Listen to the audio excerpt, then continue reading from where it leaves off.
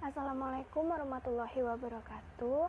Selamat datang di presentase Bahasa Inggris kelompok 6 dari kelas 1B Prodi Pengolahan Hasil Hutan. Video presentasi Bahasa Inggris ini kami buat untuk memenuhi tugas mata kuliah Bahasa Inggris dengan dosen pengampu Ibu Puspita SEMPD.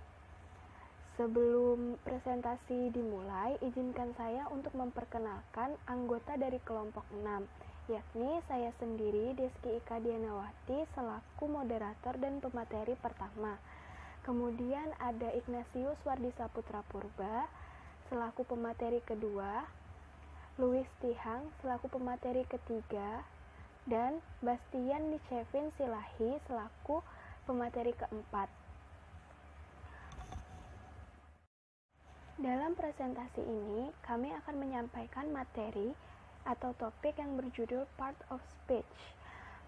Materi tersebut terdiri dari yang pertama adalah pengertian dari part of speech, yang kedua jenis-jenis part of speech yang dibagi menjadi 3, yakni yang pertama identifying verbs yang berisi definisi dan contoh kalimatnya, yang kedua identifying nouns yang berisi definisi dan contoh kalimatnya juga, serta yang ketiga adalah identifying adjective yang berisi definisi dan contoh kalimatnya.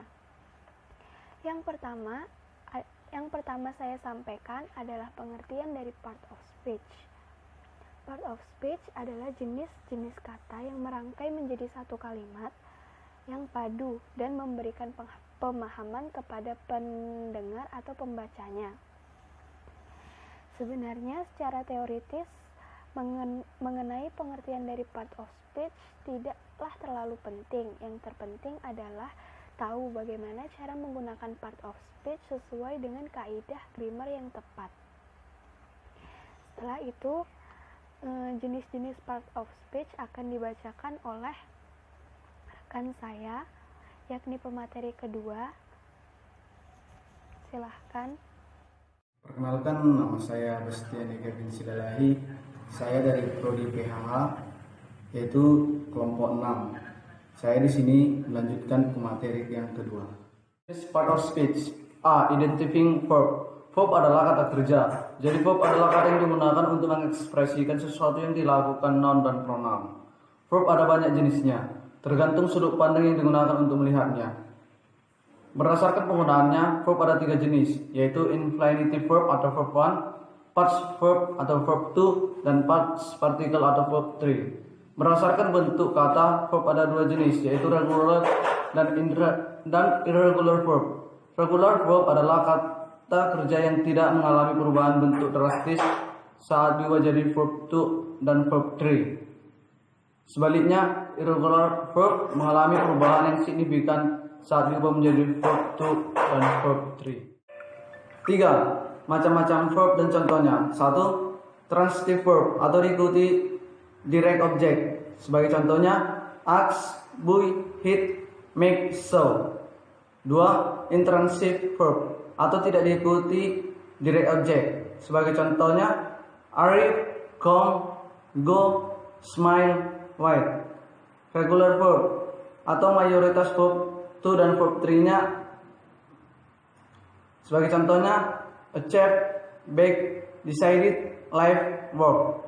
Irregular verb atau verb 2 dan verb 3-nya dapat digunakan dengan berbagai cara. Sebagai contoh, bear, cost, feel, send, write.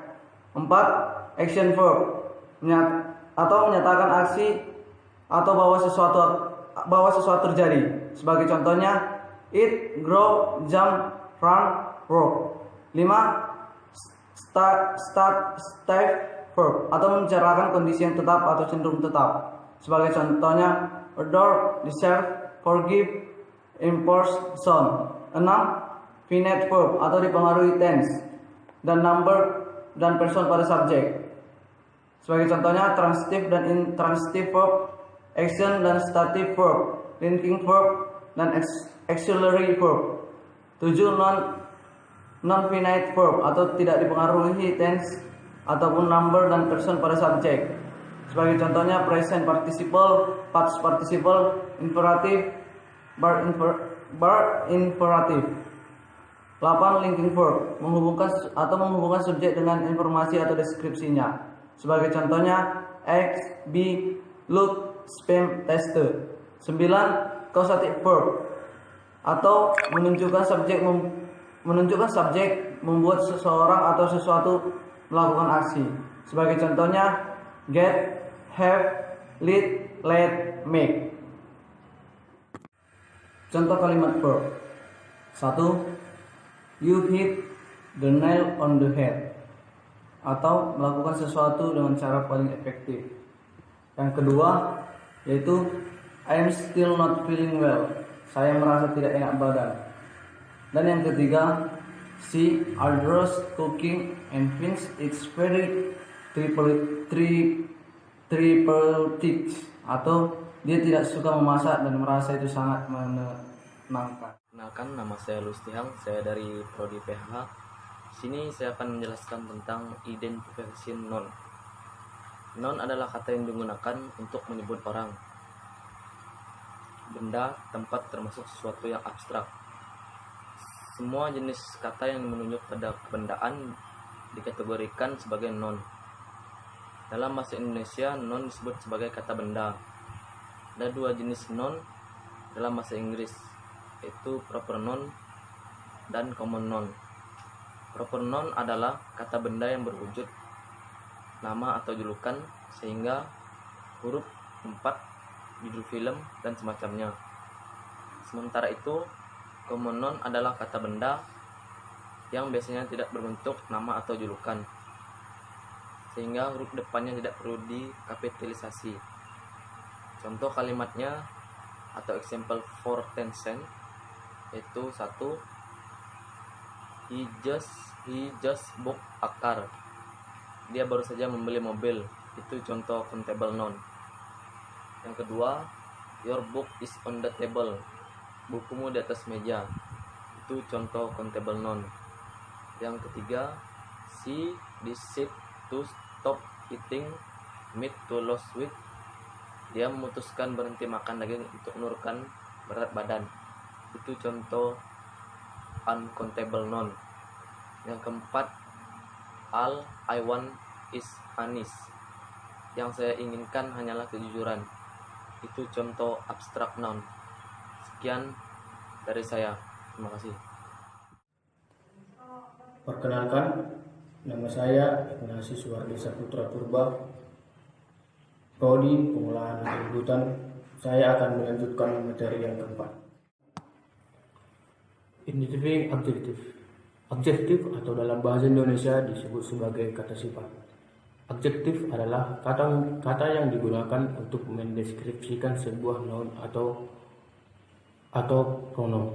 Seperti namanya, penggunaan adjektif bertujuan menjelaskan ciri-ciri atau karakteristik yang melekat pada suatu benda. Ada dua jenis adjektif, yaitu common adjektif dan acilis. Yang dimaksud contoh adjektif adalah kata sifat pada umumnya seperti king, pretty, gorgeous, nefarious, dan semacamnya. Sedangkan acilis adalah a, an, and they.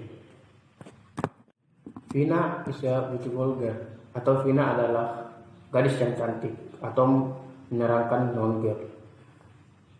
I am not angry with you, atau saya tidak marah padamu. Menerangkan pronoun I. Mungkin cukup sekian sampai di sini materi yang kami bahas. Terima kasih telah menonton video presentasi bahasa Inggris kami ini. Kami mohon maaf apabila terdapat salah kata yang kurang berkenan di hati kalian. Cukup sekian dan terima kasih. Semoga video presentasi kami ini bermanfaat bagi Anda. Wassalamualaikum warahmatullahi wabarakatuh.